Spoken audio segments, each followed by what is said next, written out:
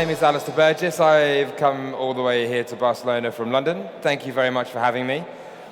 I've come to talk about a topic which is kind of slightly taboo in the world of cocktails, and it's about whether we do or we do not pre-batch drinks.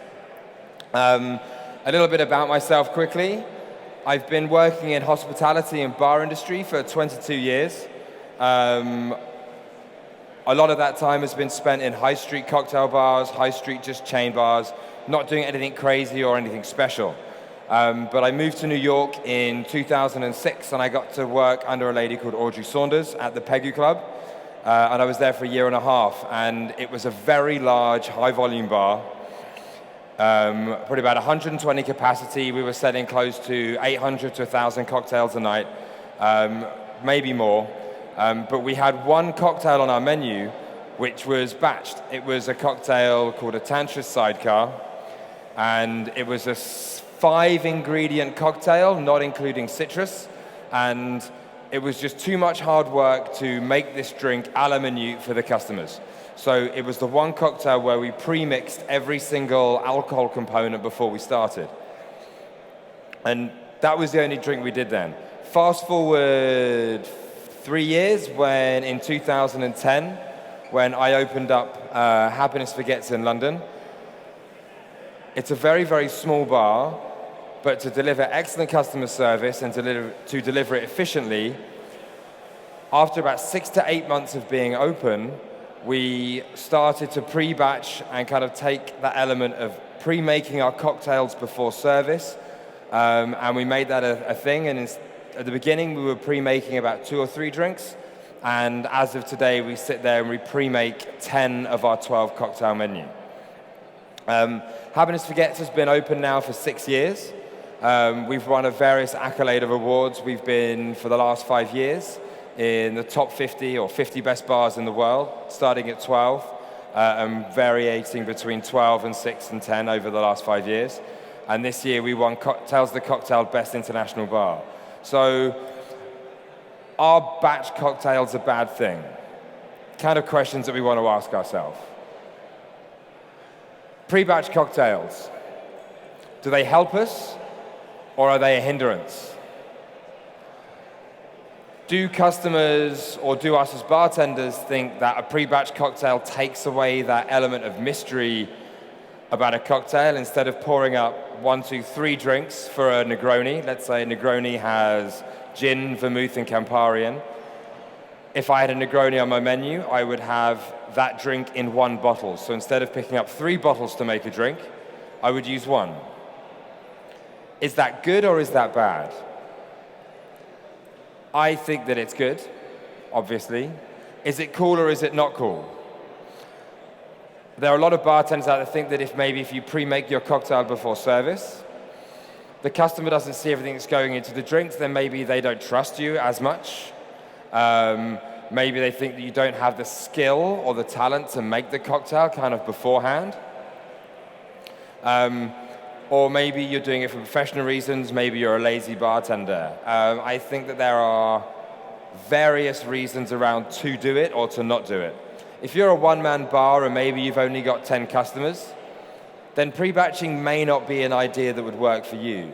But if you're a bar or a venue that has maybe 2 bartenders serving 50 customers, what is going to be the right thing to do? I'm going to kind of cover that in a bit more depth in a minute. Why would you pre-batch cocktails? There are many reasons. For me, there are 3 big reasons to pre-batching cocktails. There, for me, is only one reason to not pre-batch your cocktail. The one reason to not is because maybe you're not going to get the kudos, or people won't think you're very cool, maybe they think you're being lazy, like I said. Why? There are 3 major benefits for me in my business to pre-batch a cocktail. Number 1 is it's cost effective. More than anything else, as a business owner and a business operator, it is cost effective to pre-batch your cocktails before shift. And I'll go into depth about how you will reap benefits financially for pre-batching cocktails. The other one is efficiency. Your bartenders, your staff, they become more efficient By pre-batching cocktails, they can work faster, they can work smarter. You can also arrange your station in a manner that you don't have to have 40-odd bottles in your station or 50 or 60 bottles in your station to make your menu of drinks. For me, the most important thing as a bartender is your interaction with your customer. So you shouldn't spend half your time doing this, getting your drinks or your bottles off the back bar. Your time and your effort should always be front-facing, your customer in front of you so they can see exactly what you're doing, so you have time to talk and converse and find out exactly what your customer wants to drink. The other reason, the third one for me, is consistency. Again, I'll talk about this in a little bit more depth, but consistency in the sense of if you pre-make your cocktail before shift, no matter what happens, that balance has already been predetermined throughout every single drink on your menu.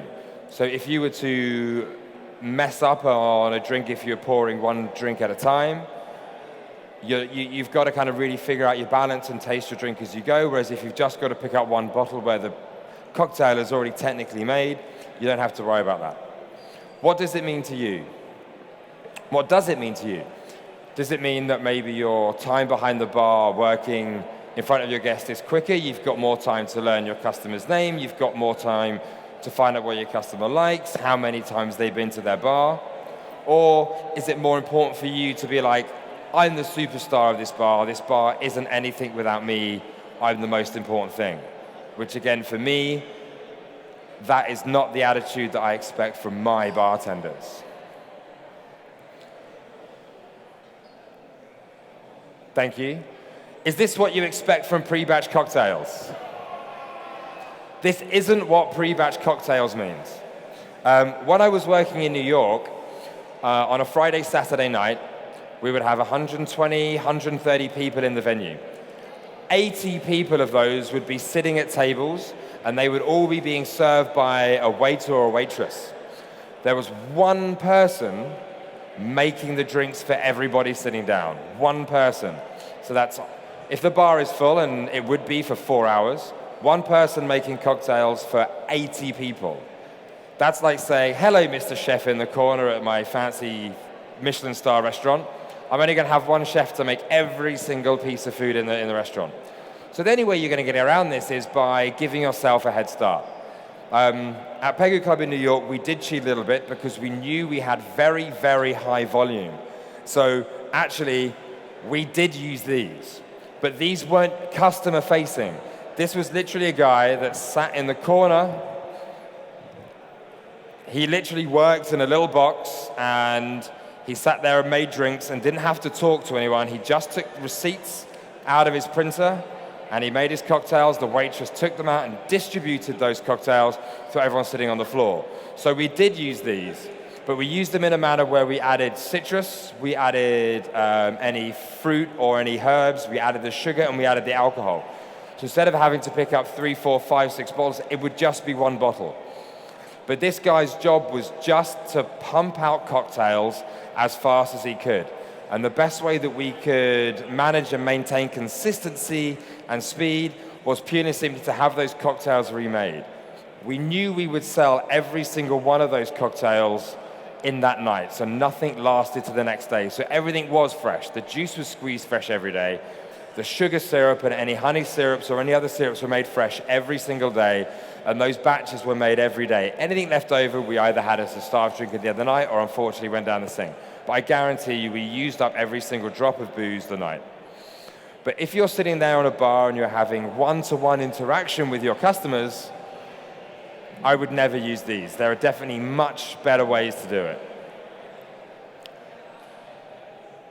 The number one benefit for me as a business owner is the cost aspect that you gain from batching your cocktails. So in Happiness Forgets, we don't pre-batch citrus, we don't pre-batch sugar, we only pre-batch and pre-prepare the alcohol component of all of our cocktails. Happiness Forgets opens at 5 o'clock every day, and it closes at 11 o'clock in the evening. I know in the realms of Barcelona, this is very early, Even in the realm of London, this is very early. However, we're very constrained by our liquor license.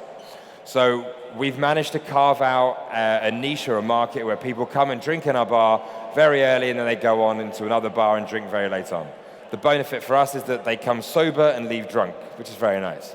So this is just one drink we have on our menu. This drink here is just used as an example of the cost deficit you can have by not pre-batching your cocktail.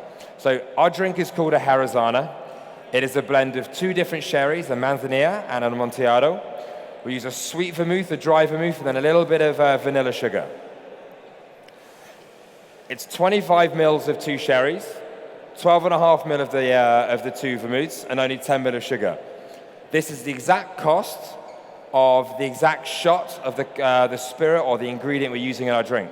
So this is the total cost of the drink that we're selling, that us as a business, if we poured it perfectly into a measure, poured it into our shaker before we send out that drink.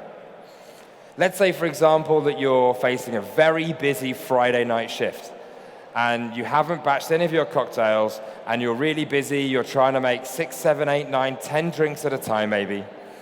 And if you just overpour by misjudgment, miscalculation, just a very simple overpour, by 5 mils a drink, on a 25 mil pour, 5 mils is 20% of the liquid you're putting into the jigger. So this cost here is just a 20% increase. So the cost of the cocktail that you're selling, just purely and simply by overpouring, is a 28 pence increase in the cost of your cocktail. So 20% overpour in the ingredient is relating to a 28 pence. So that drops your profit margin by about 4%. In one drink, that doesn't seem like so much. The variation or the difference is if you're pouring from a batch. So we've got a 75 mil perfect pour versus a 60, 70, 90, over 100 mil imperfect pour. If we go to our batch cocktail where you're picking up one bottle instead of 4, and you're working on that 20% or that 5 mil ratio, you're only pouring an extra 5 mils of liquid and an extra like 2 or 3 mils of sugar syrup. That's only a variation on a perfect pour of 11 pence. The effect this can have on your business, if you're a business owner, is absolutely huge. Can I get the next slide? Is it working? No, I need another slide. Thank you. So, these numbers look really figure. So, our total cost of a perfect pour cocktail is £1.40. Of a one-on-one bottle pour, 4-ingredient drink, you're adding an extra 28 pence to the cost of your drink. From the batch drink, you're adding 11 pence. The money you lose on 1 week from a perfect pour 4-bottle pour is £49 on a week. Over a month, 210. Over a year, £2,500. That is on one drink, selling an average of 25 drinks a day. That isn't even over the course of a whole menu. Can you imagine if you had a 15-drink menu and you were pouring each individual ingredient and you were selling 1,000 cocktails a night, or you were selling 500 cocktails a night? This is just over the course of a week. For 25 cocktails a day, over 7 days, that's 175 cocktails.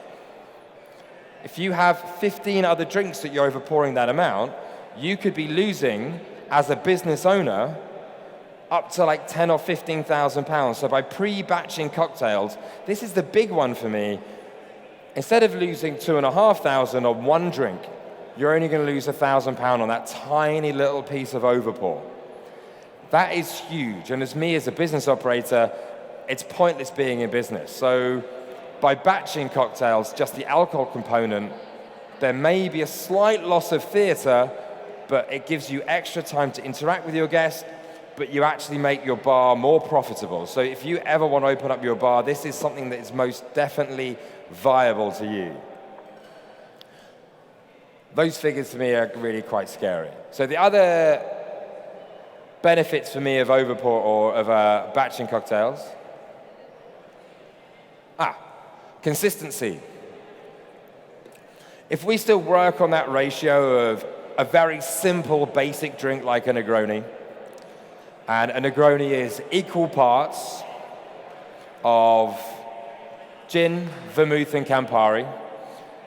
We're talking about extremes. We're talking about a Friday or Saturday night. You're talking a 3-bottle pickup of gin, my vermouth, my Campari. If you were to overpour or underpour and be out 2, 3, 4 mils a time, if you're jiggering, if you're free pouring, it may be more. If you're 3 mils out of each ingredient, that's a total of 9 mils of liquid in a cocktail. So your balance in your drink is completely off.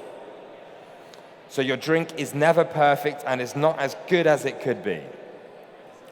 If you were to take a very simple example like a Negroni, and you had a Negroni on your menu, and you're like, do you know what? I'm going to take 300 mils of gin, I'm going to take 300 mils of vermouth, and you put that straight in your bottle, and 300 mils of your Campari, and you put it in that bottle.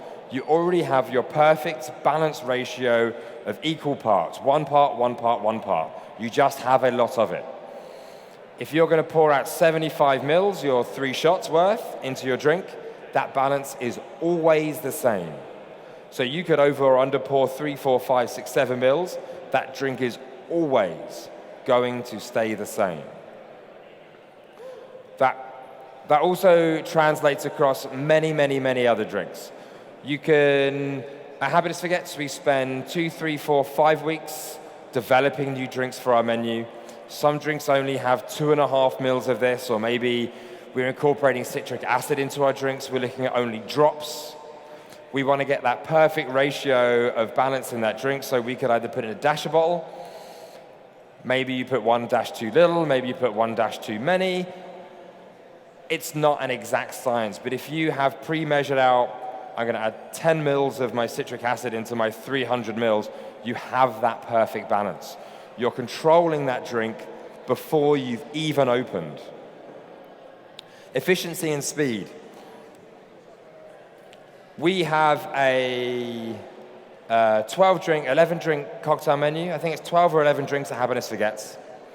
And out of that menu, we pre-batched 10 of our 12-drink menu. So the alcohol component is already made before shift. We open at 5. We have a bartender or barback comes to work at 10 in the morning. His job is to squeeze all the juice, make all of our batches. He hand cuts all of our ice. He cleans down his stations. He sets up the station. He cuts all the garnishes. So whoever's working the shift in the evening walks on to a fully set up bar, and he's like, right, I've got X, Y, Z. Everything is set up, ready to go. And he has a perfect station to sit there and start making and selling drinks. The efficiency and speed comes into, so this is our current existing menu. We've got 1, 2, 3, 4, 5, 6, 7, 8, 9. Sorry, 1, 2, 3, 4, 5, 6, 7, 8, 9, 10, 11, 12 drinks. Something like the fancy lady up the top, the tequila and the Aperol and the Amaro Nonino will already be pre-made and put into a clear bottle in the morning of the shift. The writer's block, Plymouth Gin, Floc de Gascogne, Saint-Germain, is already made up in that bottle. So instead of having 3 bottles, we're just picking up pouring 1, et cetera, et cetera, et cetera. The Perfect Storm, this drink here, this is kind of a really good example. It's a 2 alcohol ingredient drink. It's 50 mils of rum and only 5 mils of a plum brandy. Really easy to pick up, very easy to balance out. But the amount of time you can save just by not picking up that 1 extra bottle is insane. This next slide, so these are all the bottles, these are all the ingredients to 10 of our cocktails. That is a lot of bottles that you have got to fit into your speed rail. So how do you figure out the space and how do you manage your speed rail if you've got every single one of these bottles in your speed rail? Where's the room for the vermouth? What happens if we don't have a Manhattan on our menu, we don't have a old-fashioned on our menu, we don't have a martini on our menu. Where is my bourbon for that old-fashioned when someone orders an old-fashioned? If I use all of these bottles in my drink, my speed rail is going to be, God, this long. And if I want that bottle, I'm walking all the way over here. Or if I'm doubling up or tripling up my speed rail, I'm standing all the way back and you're bending over and you look a bit like an ass. So these are literally lined up in every single cocktail. That's a lot of bottles to fit in. This is our speed rail. So we fit all of those bottles into, I'm actually going to stand, this is pretty good, into 1, 2, 3, 4, 5, 6, 7, 8, and I think there's another one down here, 9 and 10. So those are all of our cocktails pre-made into bottles. Just the alcohol component. I can't stress that enough. The alcohol component. Because in the alcohol component, there is nothing that's going to deteriorate, there's nothing that's going to go off, and nothing that cannot be sold the next day. In our speed rail, so we have our base of house ingredients. We've got our sugar syrup here. This is our house gin, house rum, tequila. We've got orange curacao down there for margaritas. So we have every single ingredient in that speed rail to not only make our full 10 cocktail, 12 cocktail menu, but every single base classic cocktail you can possibly think about. So we're talking old fashions, margaritas, we're talking daiquiris, we're talking Negronis, we're talking a Sazerac, we're talking a Vieux Carré, Boulevardiers, anything that someone kind of think of, gin sours, etc. It's all there so the bartender never loses focus with his customer, which is the most important thing because we work in the hospitality industry. Our ice well is set up, all of our garnishes are directly kind of up in front of us, super simple. Our 2 ice wells, and then our vermouth sits nicely in the middle. Vermouth always needs to stay cold. It's a fortified wine. That stuff does deteriorate. That's about 2-week shelf life. And then on either end, you've got your citrus juice, which again sits right next to the ice and nice and cold. The way our bar station works is we have 2 stations in the bar. One gentleman works this side, and the other guy works down this side. So they share this whole station.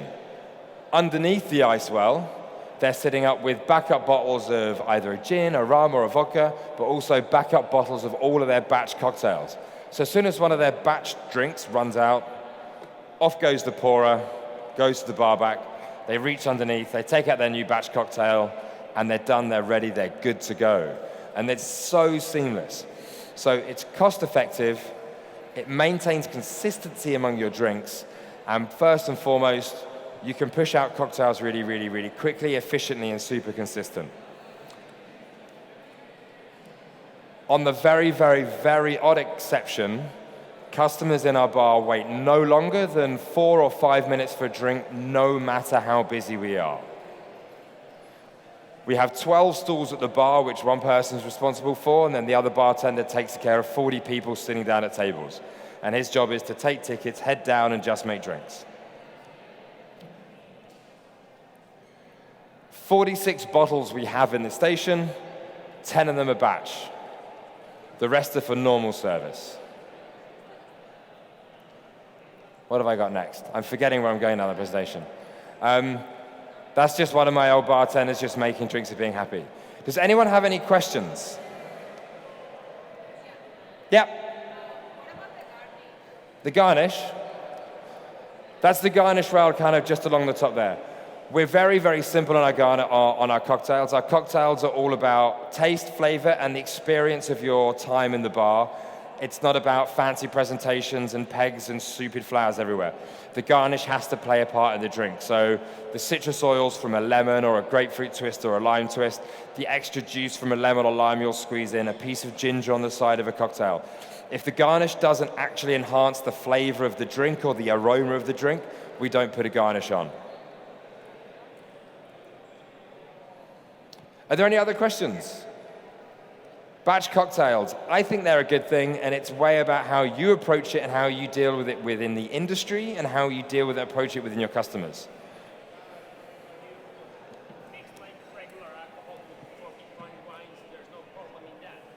Fortified wine has a good 2-week life expectancy.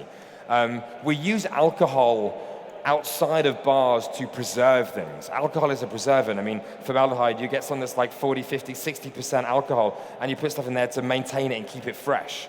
So if you're going to mix vermouth or sherry or fortified wines and these things into alcohol, it's going to last as long as it would anyway. There's a gentleman called Tony C. Have you heard of Tony Canigliario? Owner of 69 Colebrook Road. He does an aged Manhattan, which is, he already pre-batches the rye whiskey, the vermouth, and then the bitters, and he lets it sit and ages it for about 6 months.